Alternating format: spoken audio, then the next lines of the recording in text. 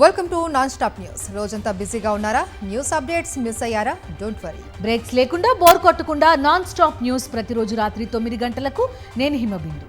నేను మహేశ్వరి. వివరాలకు వెళ్దాం. వైఎస్ఆర్సీపీ అధ్యక్షుడు మాజీ ముఖ్యమంత్రి వైఎస్ జగన్మోహన్ రెడ్డి దాఖలు చేసిన పరువు నష్టం దావా కేసులో ఈనాడు ఆంధ్రజ్యోతికి నోటీసులు ఇచ్చింది ఢిల్లీ హైకోర్టు. అదానీ వ్యవహారంపై అమెరికాలో నమోదైన కేసు మోపిన అభియోగాల్లో వైఎస్ జగన్ కు సంబంధం ఉందంటూ ఈనాడు ఆంధ్రజ్యోతిలో తప్పుడు కథనాలు వెలువడ్డాయి. దీనిపై ఢిల్లీ హైకోర్టులో పరువు నష్టం దావా దాఖలు చేశారు వైఎస్ జగన్. దీనిపై జరిగిన విచారణలో ఆయన తరపు న్యాయవాదులు వాదనలు వినిపించారు. వీటిని పరిగణనలోకి తీసుకున్న కోర్టు ఈనాడు ఆంధ్రజ్యోతికి నోటీసులు జారీ చేసింది. అదానీ వ్యవహారంపై అమెరికాలో అక్కడి విచారణ అధికారులు మోపిన అభియోగాలలో వైఎస్ జగన్ కు సంబంధాలు ఉన్నాయని ఈనాడు ఆంధ్రజ్యోతి సంస్థల్లో కథనాలు రావడం తీవ్ర దుమారం రేపింది. దీనిపై వైఎస్ జగన్ తీవ్రంగా స్పందించారు. తనపై ఆరోపణలను ఖండిస్తూ ఈనాడు ఆంధ్రజ్యోతికి అల్టిమేటం ఇచ్చారు ఆయన.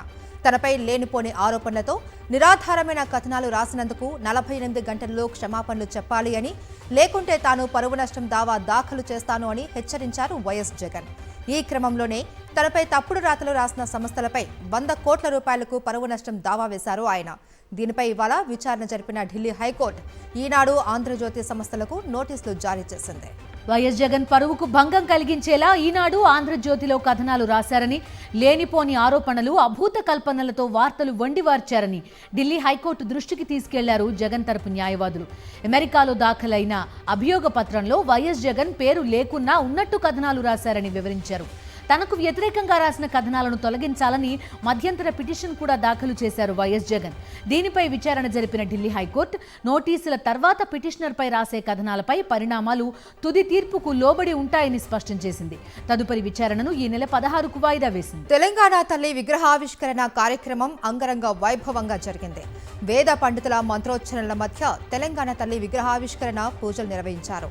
అనంతరం జ్యోతి ప్రజ్వలన చేసిన సీఎం రేవంత్ రెడ్డి సభా కార్యక్రమాన్ని ప్రారంభించారు.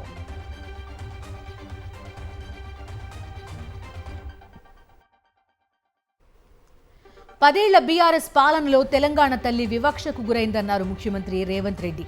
4 కోట్ల ప్రజల ఆకాంక్ష మేరకే తెలంగాణ తల్లి విగ్రహాన్ని రూపొందించామన్నారు. ఒక వ్యక్తి, ఒక కుటుంబం, ఒక రాజకీయ పార్టీ తమ గురించి మాత్రమే ఆలోచన చేసి 4 కోట్ల తెలంగాణ ప్రజల యొక్క ఆకాంక్ష పట్ల నిర్లక్ష్యం వహించడం వల్ల ఈనాడు ప్రజాప్రభుత్వం ఈరోజు ఈ కీలకమైన నిర్ణయాలు మనం తీసుకోవడం జరిగింది. తెలంగాణ తల్లి 10 సంవత్సరాలు వివక్షకు లోనైంది. ఈరోజు రాజకీయ విమర్శలకు, రాజకీయ ఆలోచనలకు విరామం పెట్టి పండుగ జరుపుకోవాలి. పండుగ పర్వదినాన మన ఆలోచనలు అన్నీ కూడా అమ్మ చుట్టూతోనే ఉండాలి. తెలంగాణ తల్లి విగ్రహావిష్కరణ తర్వాత ఎన్టీఆర్ మార్గ్ వద్ద డ్రోన్ షో నిర్వహించారు. వందలాది డ్రోన్ల వెలుగులతో హుసేన్ సాగర్ తీరం వెలిగిపోయింది. తెలంగాణ సంస్కృతి, కాంగ్రెస్ ప్రభుత్వ పథకాలను ప్రతిబింబించేలా ప్రదర్శనలు ఇచ్చారు. ముఖ్యమంత్రి రేవంత్ రెడ్డి ఎప్పటికీ తెలంగాణ ద్రోహిగానే మిగిలిపోతారన్నారు బీఆర్ఎస్ వర్కింగ్ ప్రెసిడెంట్ కేటీఆర్. కేసీఆర్ ఆనవాళ్లు తుడిచే క్రమంలో తెలంగాణ అస్తిత్వంపై దాడి జరుగుతోందన్నారు. ప్రభుత్వాలు మారితే తల్లులను మార్చాలా అని ప్రశ్నించారు కేటీఆర్.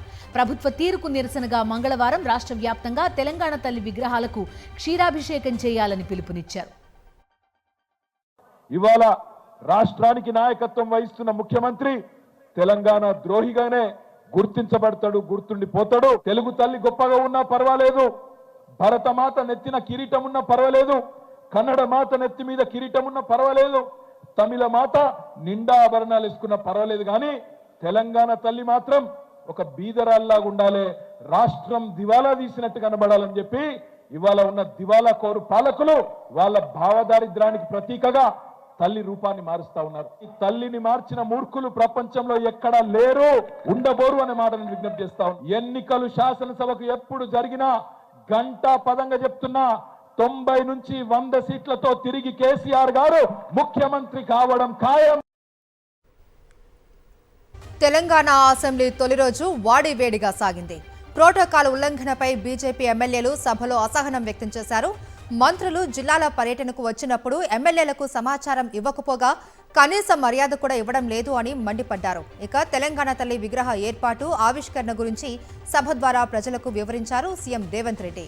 ఇక నుంచి డిసెంబర్ 9న తెలంగాణ తల్లి ఆవిర్భావ దినోత్సవంగా నిర్వహిస్తున్నట్లు ప్రకటించారు. మనం తెలంగాణ తల్లి అనే భావనతోనే ఉద్యమ బాట పట్టినాం. మనకు తల్లి కావాలి, దేవత గుడిలో ఉంటుంది, తల్లి మన ఇంట్లో ఉంటుంది, తల్లి ఒళ్ళో మనం పెరుగుతాము. కాబట్టి మనం తల్లి ప్రతిరూపమే పెట్టుకోవాలని చెప్పి వాళ్ళందరూ సూచన చేసింది. తెలంగాణ సంస్కృతి సాంప్రదాయాలు అస్తిత్వం బహుజనుల తెలంగాణ తల్లిని ఈరోజు మనం ప్రతిష్ఠించుకుంటున్నాం. అధ్యక్ష, రేవంత్ రెడ్డి అదానీ ఫోటోలున్న టీషర్ట్లు వేసుకుని అసెంబ్లీకి వచ్చిన బీఆర్ఎస్ ఎమ్మెల్యేలను మార్షల్స్ అడ్డుకోవడంతో ఉద్రిక్తత నెలకొంది. ఆ తర్వాత బీఆర్ఎస్ సభ్యులను అదుపులోకి తీసుకున్న పోలీసులు వారిని తెలంగాణ భవన్కు తరలించారు. ఈ సందర్భంగా బస్సులో ప్రభుత్వానికి వ్యతిరేకంగా పాటలు పాడుతూ నిరసన తెలిపారు బీఆర్ఎస్ సభ్యులు.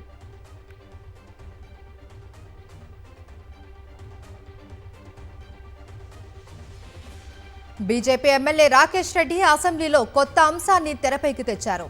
నిధులన్నీ దక్షిణ తెలంగాణకే తరలిస్తూ ఉన్నారని ఆరోపించారు. ఉత్తర తెలంగాణకు అన్యాయం చేస్తున్నారని, అధికారాలు కూడా ఇవ్వడం లేదు అన్నారు.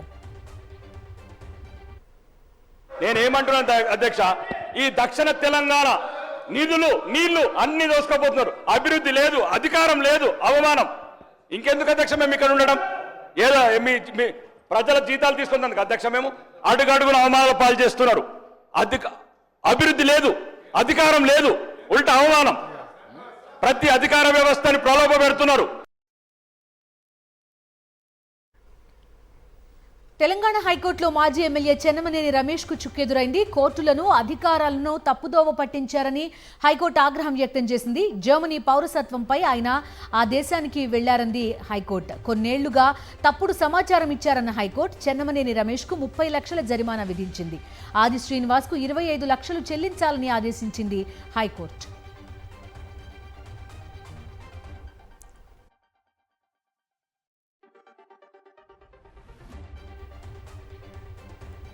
ఇండియా బ్లాక్ కు సరైన నాయకురాలు మమతా బెనర్జీయే అని వైఎస్ఆర్సీపీ ఎంపీ విజయసాయిరెడ్డి ట్వీట్ చేశారు. కూటమికి నాయకత్వం వహించే అనుభవం మమతాకు ఉందన్నారు. 42 లోక్సభ సీట్లున్న రాష్ట్రానికి మమతా బెనర్జీ సీఎంగా ఉన్నారని తెలిపారు. మమతా బెనర్జీ నాయకత్వ పటిమ అనేకసార్లు రుజువైందని విజయసాయిరెడ్డి కొనియాడారు.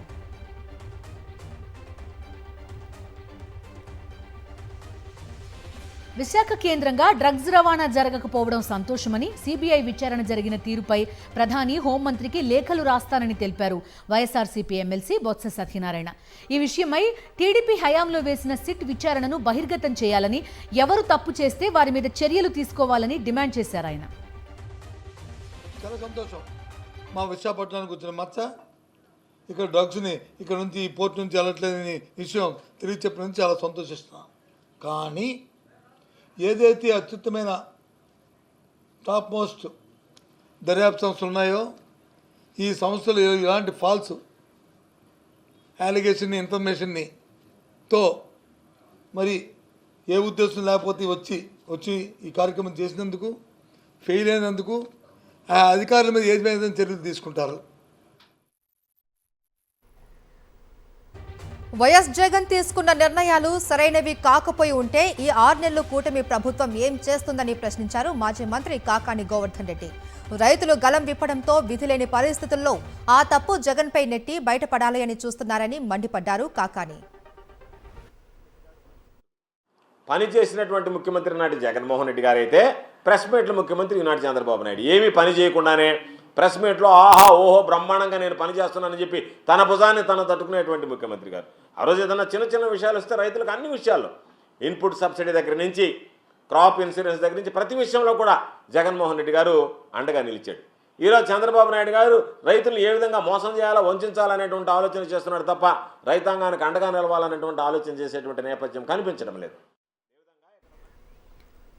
రైతు సమస్యలపై వైఎస్ జగన్ సమరం మొదలు పెట్టగానే చంద్రబాబు వెన్నులో వణుకు పుట్టిందన్నారు మాజీ మంత్రి ఉష శ్రీచరణ్. శ్రీ సత్యసాయి జిల్లా ఊటుకూరులో ఇటీవలి వర్షాలు గాలులకు దెబ్బతిన్న పంటలను పరిశీలించారామె.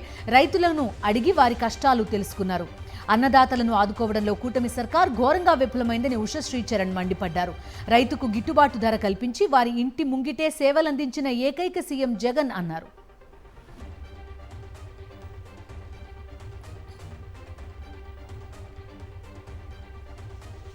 ఏపీలో కూటమి పాలనలో మానవ హక్కుల ఉల్లంఘన జరుగుతుందని మండిపడ్డారు వైఎస్ఆర్సీపీ ఎంపీలు, మాజీ ఎంపీలు.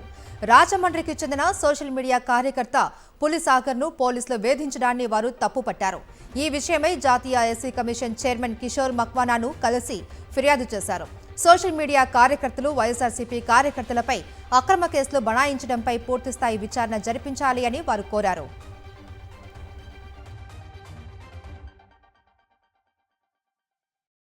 అమానవీయ రీతిలో అతన్ని బట్టలు ఇప్పి పోలీస్ స్టేషన్లో అర్ధనగ్నంగా అతన్ని నిలబెట్టి అతని మనోభావాలు దెబ్బతినే విధంగా అక్కడ ఉన్నటువంటి స్థానిక పోలీసులు వ్యవహరించిన తీరు అత్యంత బాధాకరం. చాలా సీరియస్గా దీని మీద యాక్షన్ తీసుకుంటామని చెప్పారు.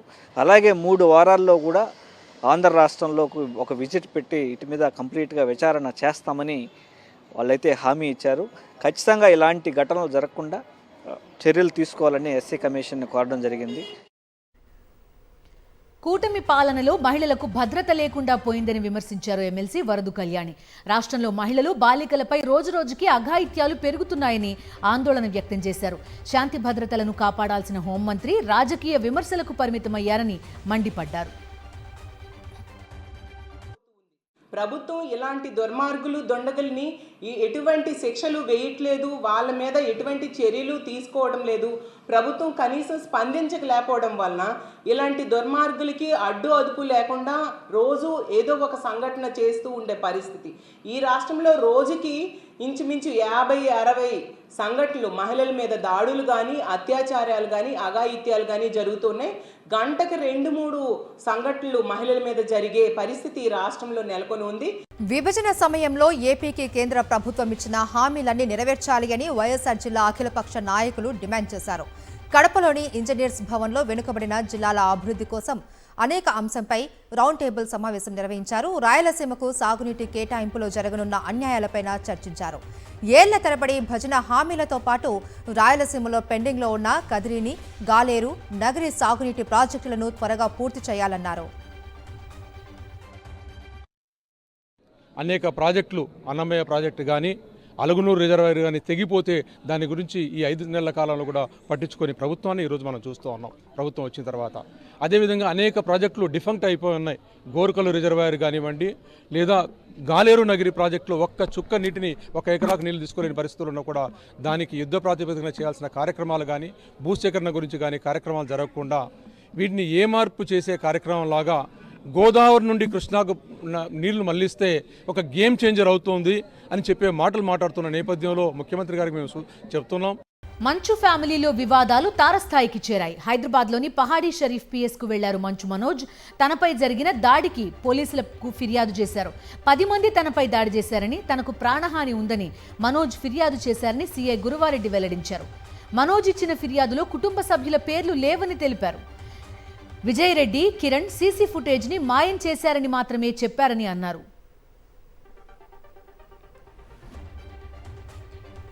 మంచు మోహన్ బాబుకు సన్నిహితుడు, విద్యానికేతన్ సంస్థల్లో కీలక పోస్టులో ఉన్న వినయ్ నిన్న మనోజ్పై దాడి చేశారు. నడవలేని స్థితిలో మనోజ్ తన భార్యతో కలిసి బంజారాహిల్స్లోని టీఎక్స్ ఆసుపత్రికి వెళ్లారు. చికిత్స అనంతరం జల్పల్లిలోని తన ఇంటికి వెళ్లారు. ఈ రోజు ఉదయం నుండి మోహన్ బాబు జల్పల్లి నివాసం వద్ద పెద్ద ఎత్తున బౌన్సర్లను మోహరించడం హాట్ టాపిక్ అవుతుంది. మంచు విష్ణు తరపున 40 మంది, మంచు మనోజ్ తరపున 30 మంది బౌన్సర్లు ఆ నివాసం దగ్గర మోహరించారు.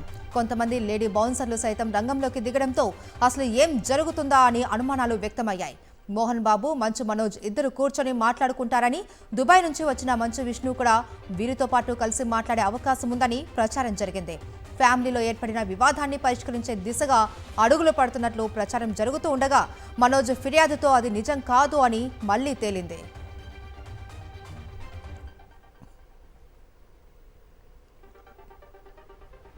అటు మంచు మనోజ్ పోలీసులకు ఫిర్యాదు చేసిన కాసేపటికి కీలక పరిణామం చోటు చేసుకుంది. మంచు మనోజ్పై పోలీసులకు ఫిర్యాదు చేశారు ఆయన తండ్రి మోహన్ బాబు. రాచకొండ సిపికి లేఖ రాశారు. మనోజ్ నుంచి తనకు ముప్పు ఉందని, తనకు రక్షణ కల్పించాలని సిపిని కోరారు మోహన్ బాబు.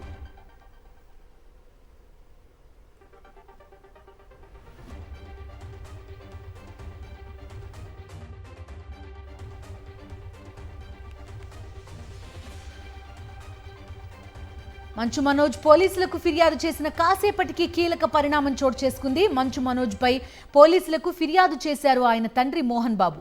రాచకొండ సిపికి లేఖ రాశారు ఆయన. మనోజ్ నుంచి తనకు ముప్పు ఉందని, తనకు రక్షణ కల్పించాలని సిపిని కోరారు మోహన్ బాబు.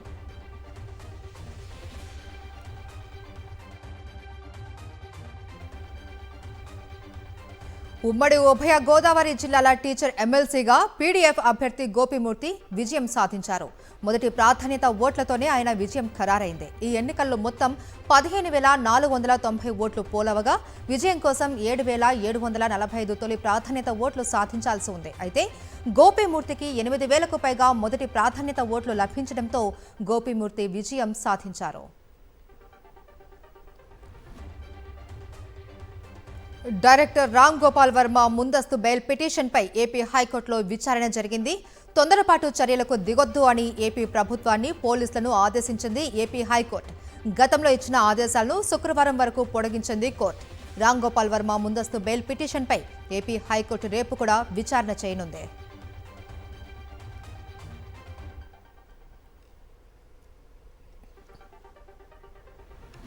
ఏపీలో సోషల్ మీడియా యాక్టివిస్టులపై కక్ష సాధింపు కొనసాగుతోంది. నెల్లూరు జిల్లా చాగనంకు చెందిన సోషల్ మీడియా యాక్టివిస్ట్ చిరంజీవిని పోలీసులు అక్రమంగా అరెస్ట్ చేశారు. చిరంజీవిని అదుపులోకి తీసుకుని 2 గంటలు దాటినా పోలీసులు స్టేషన్కు తీసుకెళ్లలేదు. పోలీసుల తీరుపై కుటుంబ సభ్యులు అనుమానాలు వ్యక్తం చేస్తున్నారు. నెల్లూరు ఎస్పీతో వెంకటగిరి వైఎస్ఆర్సీపీ ఇన్ఛార్జ్ నేదురుమల్లి రామ్కుమార్ రెడ్డి ఫోన్లో మాట్లాడారు. చిరంజీవికి నోటీసులు ఇచ్చి ఇంటికి పంపిస్తామని ఎస్పీ కృష్ణకాంత్ వెల్లడించారు.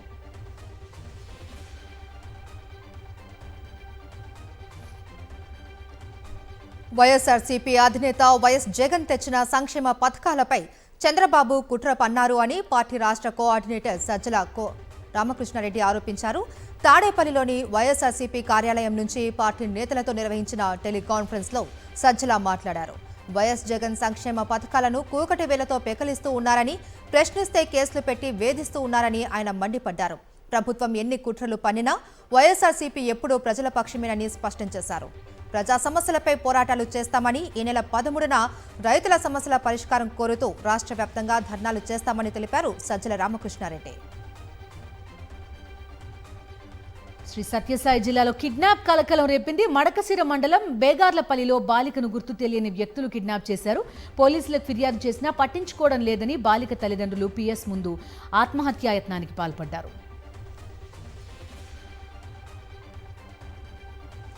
హైదరాబాద్లో ఆశా వర్కర్ల ఆందోళన ఉద్రిక్తంగా మారింది. సీఎం రేవంత్ రెడ్డి ఆశా వర్కర్లకు ఇచ్చిన హామీలు నెరవేర్చాలి అంటూ కోఠి డిఎంఈ కార్యాలయం ముందు భారీ ఎత్తున నిరసన చేపట్టారు. ఆందోళన ప్రారంభం నుంచి కోఠి ప్రాంతంలో పరిస్థితి ఉద్రిక్తంగా మారింది. ప్రధాన రహదారిపై రాస్తారోకో చేపట్టడంతో ట్రాఫిక్ మొత్తం నిలిచిపోయింది.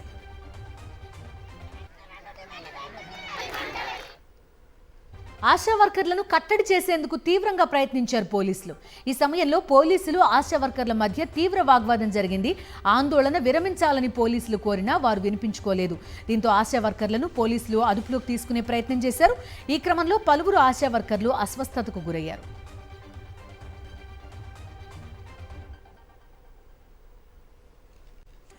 ఆందోళనకారులను అరెస్టు చేస్తున్న సమయంలో ఓ ఆశా వర్కర్ కాలు డీసీఎంలో ఇరుక్కుపోయింది. తన కాలు ఇరుక్కుందని మొత్తుకున్నా పోలీసులు పట్టించుకోలేదు.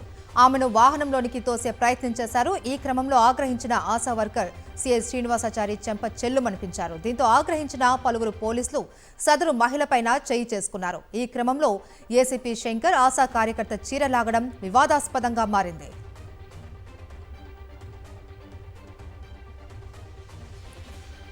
ఆశా వర్కర్లను కట్టడి చేసే క్రమంలో కొందరు పోలీసులు అత్యుత్సాహం ప్రదర్శించారు. ఏసీపీ శంకర్ ఒక మహిళపై చేయి చేసుకోవడం ఆశా కార్యకర్తలకు ఆగ్రహం తెప్పించింది. ఈ క్రమంలోనే ఏసీపీ శంకర్ను ఆశా వర్కర్లంతా ముట్టడించారు. అనంతరం వారిని బలవంతంగా పోలీసులు అరెస్ట్ చేశారు. ఆశా వర్కర్లకు మద్దతు ప్రకటించిన బీఆర్ఎస్ నేతలను కూడా అదుపులోకి తీసుకున్నారు పోలీసులు.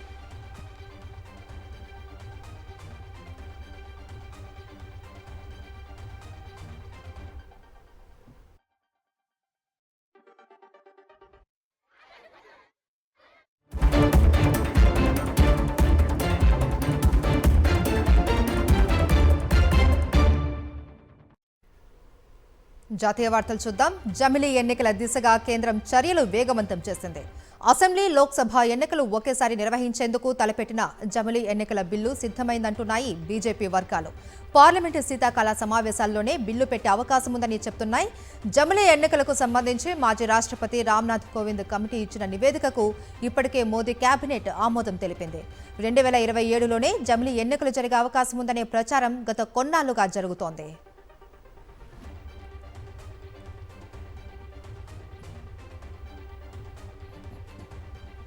కాంగ్రెస్ పార్లమెంటరీ పార్టీ నేత సోనియా గాంధీ సహా అధ్యక్షురాలిగా ఉన్న సంస్థకు జార్జ్ సోరోస్ ఫౌండేషన్ నుంచి నిధులు అందాయన్న ఆరోపణలపై పార్లమెంట్ దద్దరిల్లింది. ఉభయ సభల్లో ఈ అంశాన్ని లేవనెత్తిన బీజేపీ ఎంపీలు సోనియా, సోరోస్ లింక్స్ పై చర్చించాలని డిమాండ్ చేశారు. ఇది దేశ భద్రతకు సంబంధించిన కీలక అంశమని, చర్చ జరగాల్సిందే అని పట్టుబట్టారు. రూల్ 267 కింద చర్చించాలంటూ రాజ్యసభలో బీజేపీ 11 వాయిదా తీర్మానాలిచ్చింది. బీజేపీ విమర్శలపై కాంగ్రెస్ ఎదురుదాడి చేసింది.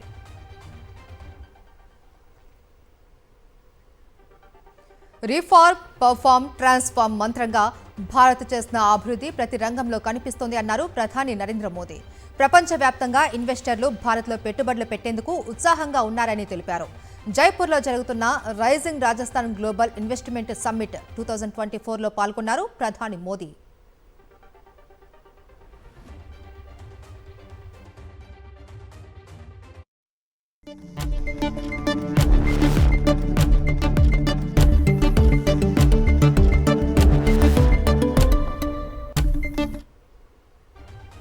బిజినెస్ అప్డేట్స్ చూద్దాం. రిజర్వ్ బ్యాంక్ ఆఫ్ ఇండియా 26వ గవర్నర్గా సంజయ్ మల్హోత్రా నియమితులయ్యారు. ప్రస్తుతం రెవెన్యూ సెక్రటరీగా ఆయన్ను ఆర్బీఐ గవర్నర్గా నియమిస్తూ కేంద్రం ఆదేశాలు జారీ చేసింది. Malhotra 1990 batch Rajasthan cadre IAS అధికారి. ప్రస్తుత reserve bank governor Shaktikanta Das పదవీ కాలం రేపటితో ముగుస్తుంది. బుధవారం సంజయ్ మల్హోత్రా బాధ్యతలు చేపడతారు. డిసెంబర్ 11 నుంచి 3 ఏళ్ల పాటు ఈ పదవిలో కొనసాగుతారు. దేశీయ స్టాక్ మార్కెట్ సూచీలు ఇవాళ నష్టాల్లో ముగిశాయి. అంతర్జాతీయ మార్కెట్ల నుంచి ప్రతికూల సంకేతాలు వెలువడడంతో ఇన్వెస్టర్లు అమ్మకాలు జరిపారు. రిలయన్స్, హిందుస్థాన్ యూనిలీవర్, ఎఫ్ఎంసీజీ షేర్లు తీవ్ర ఒత్తిడిని ఎదుర్కొన్నాయి. సెన్సెక్స్ 200 పాయింట్లు నష్టపోయి 81,508 వద్ద ముగిసింది. నిఫ్టీ 58 పాయింట్లు నష్టపోయి 24,619 వద్ద స్థిరపడింది. బంగారం ధరలు షాక్ కొడుతున్నాయి. 2 రోజులుగా స్థిరంగా ఉన్న గోల్డ్ రేట్స్ ఇవాళ పెరిగాయి. హైదరాబాద్ మార్కెట్లో 24 క్యారెట్ల 10 గ్రాముల బంగారం ధర ₹160 పెరిగి 77,780 రూపాయలకు చేరింది. ఇక 22 క్యారెట్ల 10 గ్రాముల బంగారం ధర ₹150 పెరిగి 71,300కు చేరుకుంది. కిలో వెండి ధర ₹1,00,000గా ఉంది. రానున్న రోజుల్లో బంగారం ధరలు మరింత పెరిగే అవకాశం ఉందని నిపుణులు అంచనా వేస్తున్నారు.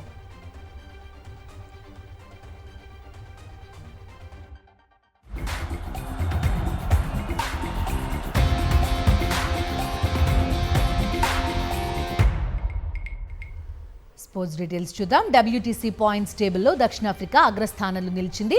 భారత్పై విజయంతో టాప్లోకి వచ్చిన ఆస్ట్రేలియాని వెనక్కి నెట్టి సౌత్ ఆఫ్రికా మొదటి వరుసలోకి దూసుకెళ్లింది. శ్రీలంకతో జరిగిన టెస్ట్ సిరీస్ని కైవసం చేసుకుని 63.33%తో టాప్లో నిలిచింది. 60.71%తో ఆస్ట్రేలియా రెండో స్థానంలో నిలవగా 57.29%తో టీమిండియా మూడో స్థానంలో నిలిచింది. శ్రీలంక 4వ స్థానంలో, ఇంగ్లాండ్ 5వ స్థానంలో ఉన్నాయి. ఇవి నాన్ స్టాప్ న్యూస్ అప్డేట్స్.